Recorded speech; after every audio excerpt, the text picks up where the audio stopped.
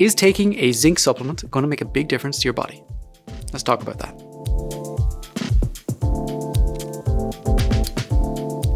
How's it going, guys? My name is Richie Kerwin, and in this video we're going to talk about one of the most important metals in human nutrition, zinc. We'll talk about what it is, where you can get it in your diet, and what the science says about supplementing it and whether it'll help cure your cold or raise your testosterone off the charts. I mentioned that zinc is a metal, and fun fact, the iron metal used to build bridges is the same iron that you need to get from your diet to help you make healthy blood cells. Calcium, iron, magnesium, sodium, potassium, and yes, zinc are all metals that we get from our food and are essential for good health and, just being alive. There are a lot more metals that we get from our diet too, but today we're going to focus just on zinc. To give you an idea of how much zinc we have in our body, if you take an average human, their body has about 1.2 kilograms of calcium, with about 99% of that found in the skeleton. But the average human has a total of only 2 to 3 grams of zinc in their entire body, mostly in the muscle and bone, but also in other parts of the body too, like the liver and testicles, if you have them. Because we only have a small amount of zinc in our body, we only need to eat a small amount every day, and the recommended daily allowance of zinc is between 7 to 9.5 milligrams per day.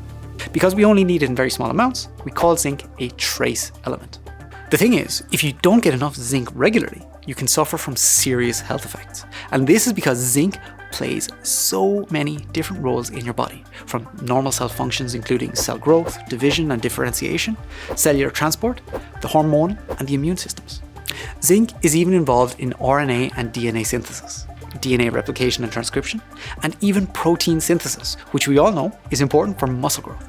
Part of the reason for its functions in so many different systems is that zinc is an essential cofactor for more than 1,000 enzymatic reactions and more than 2,000 transcription factors needed for turning DNA into proteins. If you take anything from this video, remember, zinc is an extremely important nutrient.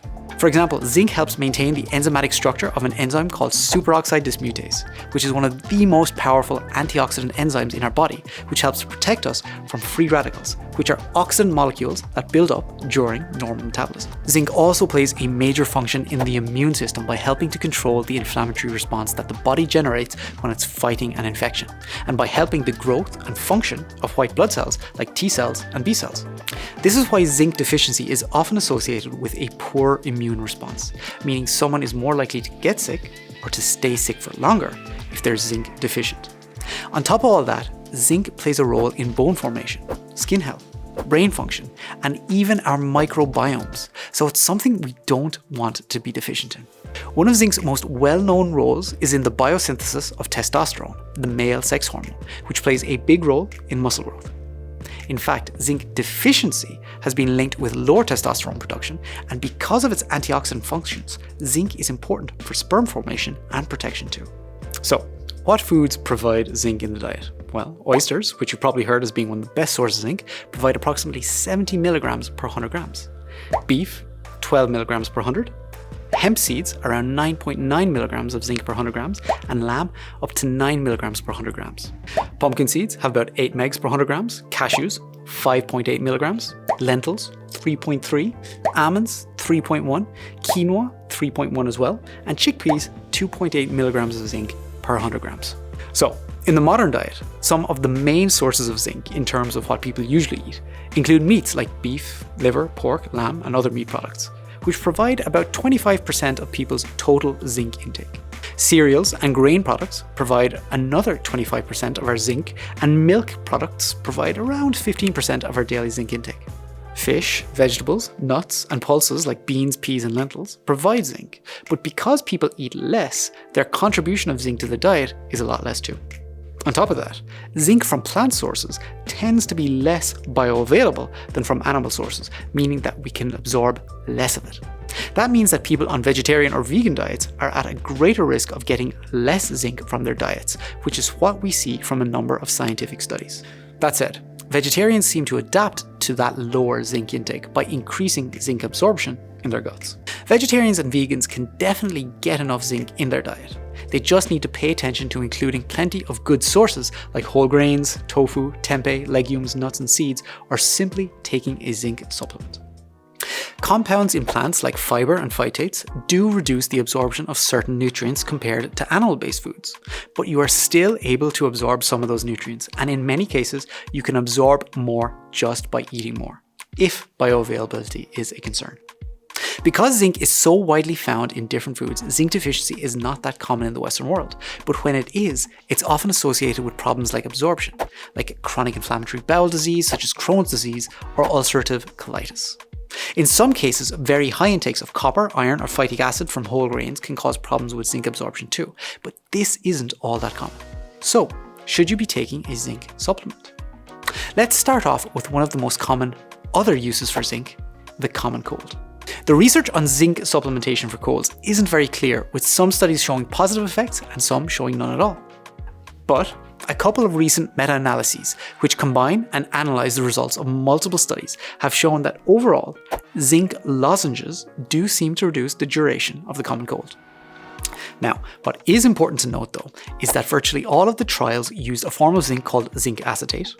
It was in a lozenge form, and people consumed multiple lozenges per day, usually one every 2 to 3 hours, providing them with 75 to 100 milligrams of zinc per day. That's more than 10 times the RDA, which is fine for a few days, but shouldn't be a regular intake because zinc in excess for a long time can be toxic, just like anything else in excess. Now, another question people ask a lot is, can you raise your testosterone levels with zinc? As I mentioned, zinc plays an important role in the production of testosterone in the testes. Zinc helps with the conversion of testosterone to dihydrotestosterone, or DHT, which has an even greater anabolic effect than basic testosterone alone. And studies have shown that zinc deficiency is associated with lower levels of testosterone.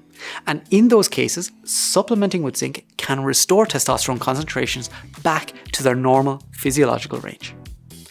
But studies consistently show that if someone has a balanced diet and isn't zinc deficient, then taking zinc or supplements like ZMA doesn't increase testosterone levels. Now, you can check out my other video on ways to increase testosterone, but to start, here's a summary. If you're eating a healthy, balanced diet with sufficient calories, exercising regularly, and getting plenty of sleep, you're already doing everything you can to maintain healthy testosterone levels, and no amount of supplementation is going to change that, unless you're supplementing with testosterone replacement therapy. Now, I've probably disappointed a lot of people with that last statement, but I hope this video has given you a much better understanding of the role of zinc in your diet, and if anything, you're less worried about not getting enough. As always, if you have any more questions, let me know in the comments below, and remember to like and subscribe to the Myprotein YouTube channel for more great, evidence-based nutrition information.